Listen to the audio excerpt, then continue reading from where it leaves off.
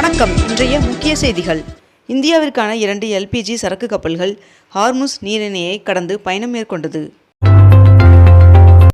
செய்யாற்றில் வளர்ச்சிப் பணிகளை முதலமைச்சர் மு.க.ஸ்டாலின் அவர்கள் காணொலி காட்சி வாயிலாக திறந்து வைத்தார். 98வது ஆஸ்கர் விருது வழங்கும் விழா இன்று நடைபெற உள்ளது. இன்று TNPSC குரூப் 2 2A தேர்வுகள் நடைபெற உள்ளது. ஈரான் ட்ரோன்களை சுட்டு வீழ்த்த உக்ரைனின் உதவி எங்களுக்கு தேவையில்லை என்று அமெரிக்க அதிபர் டொனால்ட் ட்ரம்ப் அவர்கள் தெரிவித்துள்ளார். பத்திரிகையாளர்களுக்கு ஓய்வூதியம் உயர்த்தி வழங்கிட முதலமைச்சர் மு.க.ஸ்டாலின் அவர்கள் உத்தரவிட்டுள்ளார். திரையரங்குகளில் வெளியாகும் அனைத்து மொழி இந்திய திரைப்படங்களுக்கும் இன்று முதல் சப்டைட்டிலும் மேலும் காது கேளாதோருக்கான விளக்க குறிப்புகளும் கட்டாயம் என்று மத்திய தணிக்கை வாரியம் அறிவித்துள்ளது. கேஸ் தட்டுப்பாட்டிற்கு இடையே தமிழகத்தில் உள்ள உணவகங்கள், டீ கடைகளுக்கு யூனிட்டுக்கு ₹2 மின்சார மானியம் வழங்கப்படும் என்று மின்வாரிய தலைவர் அறிவித்துள்ளார். மத்திய கிழக்கு போரிற்கு மத்தியில் கச்சா எண்ணெயின் விலை 15 நாட்களில் 40% அதிகமாக உயர்வு. 2025-26 கல்வியாண்டில் அரசு கலை அறிவியல் மற்றும் கல்வியியல் கல்லூரிகளில் தேர்வு செய்யப்பட்ட 5 உதவி பேராசிரியர்களுக்கு முதலமைச்சர் மு.க.ஸ்டாலின் அவர்கள் பணி நியமன ஆணைகளை வழங்கினார். சவுதி அரேபியா ஒரு நாளைக்கு 2 மில்லியன் பீப்பாய் எண்ணெய் உற்பத்தியை குறைத்துள்ளதாக தகவல் வெளியாகியுள்ளது. தமிழகத்தில் 3 IPS அதிகாரிகள் இடமாற்றம் செய்யப்பட்டுள்ளனர். மதுரை விமான நிலையத்தை சர்வதேச விமான நிலையமாக தரம் உயர்த்த ஒன்றிய அமைச்சரவை ஒப்புதல் வழங்கியுள்ளது. வருகின்ற 16ஆம் தேதி தமிழகத்தில் நீலகிரி, கோவை ஆகிய மாவட்டங்கள் மற்றும் தென் தமிழகத்தில் ஒரு சில இடங்களில் லேசான மழை பெய்ய வாய்ப்புள்ளதாக வானிலை மையம் தகவல் தெரிவித்துள்ளது. சென்னை வேளச்சேரி மற்றும் பரங்கிமலை இடையே பறக்கும் ரயில் சேவை தொடங்கியது. இயற்கை பேரிடரால் பாதிக்கப்பட்ட 5 மாநிலங்கள் மற்றும் ஜம்மு யூனியன் பிரதேசத்திற்கு ₹1912 கோடி கூடுதல் நிதியுதவியை ஒன்றிய அரசு அறிவித்துள்ளது. 22 கேரட் ஆபண தங்கத்தின் விலை சவரனுக்கு ₹1120 குறைந்து ஒரு சவரன் ₹1,18,080 ஆகவும் 1 கிராம் ₹14,760 விற்பனை செய்யப்பட்டு வருகிறது. இதனைத் தொடர்ந்து 1 கிராம் வெள்ளியின் விலை கிராமிற்கு ₹10 குறைந்து 1 கிராம் வெள்ளி ₹280 விற்பனை செய்யப்பட்டு வருகிறது. தென்னிந்திய நடிகர் சங்க நிர்வாகிகள் பதவிக்காலம் மேலும் 3 ஆண்டுகள் நீட்டிக்கப்படுவதாக தகவல் வெளியாகியுள்ளது. பராமரிப்பு பணிக்காக வண்டலூர் உயிரியல் பூங்கா மார்ச் 18ஆம் தேதி முதல் 28ஆம் தேதி வரை 11 நாட்கள் மூடப்படும் என்று பூங்கா நிர்வாகம் அறிவித்துள்ளது. தமிழகத்தில் இன்று ராமநாதபுரம் மற்றும் தூத்துக்குடி ஆகிய மாவட்டங்களில் ஒரு சில இடங்களில் லேசான மழை பெய்ய வாய்ப்புள்ளதாக வானிலை மையம் தகவல் தெரிவித்துள்ளது. LPG பற்றாக்குறை அம்சங்களுக்கு மத்தியில் 30% உற்பத்தியை அதிகரித்துள்ளது மத்திய அரசு. நாம் தமிழர் கட்சியின் மகளிர் பாசறையின் ஒருங்கிணைப்பாளராக இருந்த காளியம்மாள் அவர்கள் அக்கட்சியிலிருந்து கடந்த ஆண்டு விலகிய நிலையில் தற்போது அதிமுகவில் இணைந்துள்ளார். திமுக கூட்டணியில் கொங்குநாடு மக்கள் தேசிய கட்சிக்கு 2 தொகுதிகள் ஒதுக்கீடு செய்யப்பட்டுள்ளது. மருத்துவ பணியாளர்கள் தேர்வாணையம் மூலம் தேர்வு செய்யப்பட்ட உதவி மருத்துவர்களுக்கு பணி நியமன ஆணையை அமைச்சர் மா. சுப்பிரமணியன் அவர்கள் வழங்கினார். புதுச்சேரி சட்டமன்ற தேர்தலில் காங்கிரசிற்கு 16 மற்றும் பாஜவிற்கு 14 இடங்கள் என்று தொகுதி பங்கீடு செய்யப்பட்டுள்ளது.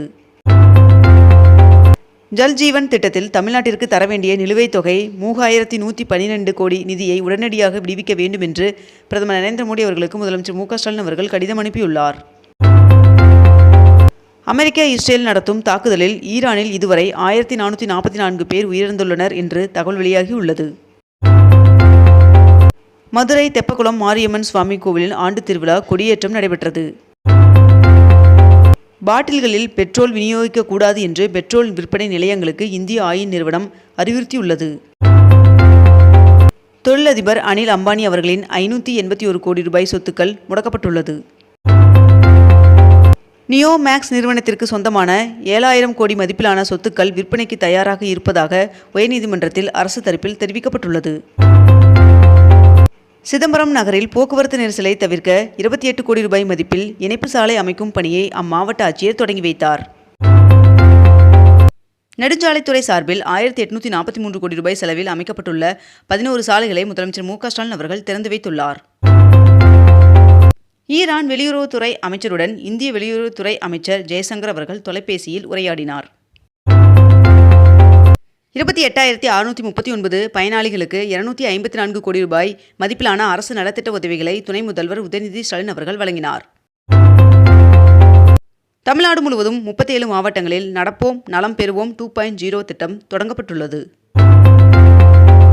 உதகை பைகாரா ஏரியில் பெட்ரோல் படகுகளை இயக்க தடை விதிக்கப்பட்டுள்ளது. கால்நடை உதவி மருத்துவர் பணியிடங்களுக்கு தேர்வு செய்யப்பட்ட 292 பேருக்கு பணி நியமன ஆணையை முதலமைச்சர் மு.க. ஸ்டாலின் அவர்கள் வழங்கினார். இந்தியாவில் 88 நாட்களுக்கு தேவையான நிலக்கரி இருப்பு உள்ளதாக தெரிவிக்கப்பட்டுள்ளது. சென்னையில் வருகின்ற 18ஆம் தேதிக்குள் மாடுகளுக்கு உரிமம் பெறாத உரிமையாளர்களுக்கு அபராதம் விதிக்கப்படும் என்று தெரிவிக்கப்பட்டுள்ளது. செங்கல்பட்டு மாவட்டத்தில் 35 கோடி ரூபாய் மதிப்பீட்டில் கட்டப்பட உள்ள முன்னாள் படை வீரர்கள் தங்கும் விடுதி மற்றும் பயிற்சி மைய கட்டடத்தை முதலமைச்சர் மு.க. ஸ்டாலின் அவர்கள் அடிக்கல் நாட்டினார். மேற்காசிய போரானது இந்தியர்களையும் கடுமையாக பாதித்துள்ளது என்று மக்களவையில் ராகுல் காந்தி அவர்கள் தெரிவித்துள்ளார். கிராமப்புறங்களில் ஒரு சிலிண்டர் முன்பதிவு செய்த நுகர்வோர் அடுத்த சிலிண்டருக்கான முன்பதிவை செய்ய 45 நாட்கள் காத்திருக்க வேண்டும் என்றும், இதேபோன்று நகர்ப்புற நுகர்வோர் 25 நாட்கள் காத்திருக்க வேண்டும் என்றும் தெரிவிக்கப்பட்டுள்ளது. கேஸ் சிலிண்டர் தட்டுப்பாட்டால் சென்னை HCL நிறுவன ஊழியர்கள் வீட்டிலிருந்து பணி செய்ய உத்தரவிடப்பட்டுள்ளது. ஈரான் போரினால் மத்திய கிழக்கு சுற்றுலாத்துறைக்கு நாள் ஒன்றிற்கு 5,500 கோடி ரூபாய் இழப்பு ஏற்படுவதாக தெரிவிக்கப்பட்டுள்ளது. ஈரான் போரின் முதல் 6 நாட்களில் மட்டும் 1,04,300 கோடி ரூபாய்க்கு மேல் அமெரிக்கா செலவிட்டுள்ளதாக தகவல் வெளியாகியுள்ளது. நாடு முழுவதும் அனைத்து எரிபொருள் நிலையங்களும் வழக்கம் போல் இயங்கும் என்று இந்தியன் ஆயில் நிறுவனம் தெரிவித்துள்ளது. சவுதி அரேபியாவில் இருந்து 1,35,335 மெட்ரிக் டன் கச்சா எண்ணெயுடன் முதல் கப்பல் பத்திரமாக மும்பை வந்துள்ளது. ஹார்முஸ் நீரிணை வழியாக இந்திய எண்ணெய் கப்பல்கள் செல்ல ஈரான் அரசு அனுமதி வழங்கியுள்ளது. மதுரையில் எய்ம்ஸ் கட்டுமான பணிகள் 47% முடிவு பெற்றுள்ளதாக தகவல் வெளியாகியுள்ளது. கிண்டி ஆளுநர் மாளிகையில் தமிழ்நாட்டின் பொறுப்பு ஆளுநராக ராஜேந்திர விஸ்வநாத் அவர்கள் பதவியேற்றார்.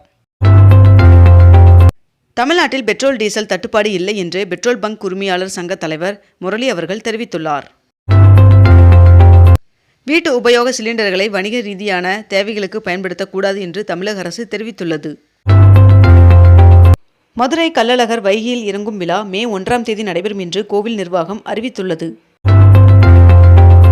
கேரளாவில் பிரதமர் நரேந்திர மோடி அவர்கள் 11,000 கோடி ரூபாய் மதிப்பிலான திட்டங்களுக்கு அடிக்கல் நாட்டினார். சட்டமன்ற தேர்தலில் திமுக கூட்டணியில் மதிமுகவிற்கு 4 தொகுதிகள் ஒதுக்கீடு செய்யப்பட்டுள்ளதாக தெரிவிக்கப்பட்டுள்ளது. இத்துடன் இன்றைய தலைப்புச் செய்திகள் நிறைவடைகின்றன. மேலும் இதுபோன்ற அண்மை தகவல்களை உடனுக்குடன் தெரிந்து கொள்ள அக்னிபூ சேனலை சப்ஸ்கிரைப் செய்து கொண்டு தொடர்ந்து இணைந்திருங்கள். நன்றி, வணக்கம்.